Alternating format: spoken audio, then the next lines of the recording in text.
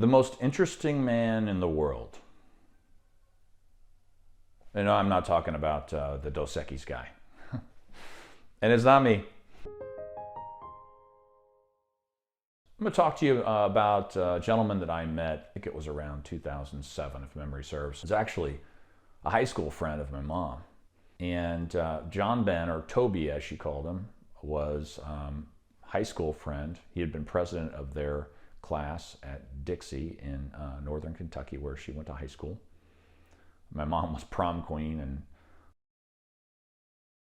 so John, he ended up, this is his recollection and my recollection of his explanation of his life. At one point in time, stay with me here, I think you might find it interesting.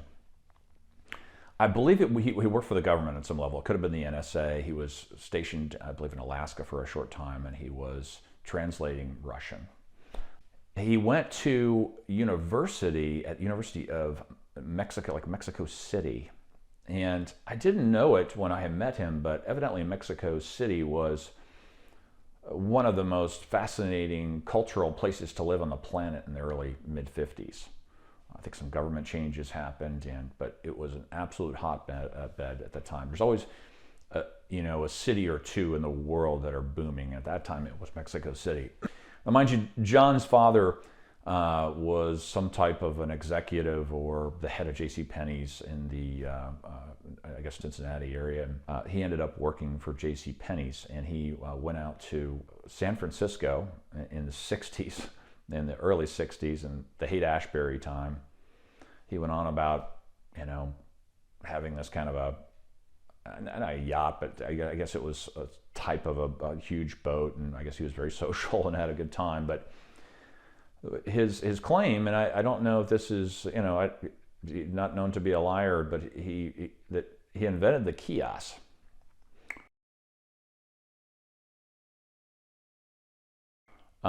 Because J.C. Penney at the time was really the premier portrait studio. So back in those days, if you wanted to get your portrait done with your family, you went to J.C. Penney. By his account, he decided in these malls that they were just kind of developing out in California, that I had all this space out that was not being used, that they could put what he called a kiosk out and do the photos inside of the mall, not actually in the store. So in any event, that he had mentioned that. But beyond that, he ended up moving to Hong Kong at one point in time. And he lived in Hong Kong and then also China, in Shanghai. And at the time he had come and he had dinner with us, he was living in Shanghai. And his brother was also living there and teaching. But the most interesting about him, if those things aren't already interesting enough, we're working for the government and translating Russian and being in Mexico City in that boom time, then being in the next greatest place to be on the planet, I guess, in the 60s was, San Francisco in the 60s. He made friends with a guy named Raymond Chow. And Raymond Chow was the producer of Bruce Lee's movies. He did some acting and so forth, and ended up getting cast as the villain in The Way of the Dragon. And if you're a movie fan or a Bruce Lee fan, you'll know that that's the movie where Bruce Lee fights Chuck Norris in the Roman Colosseum.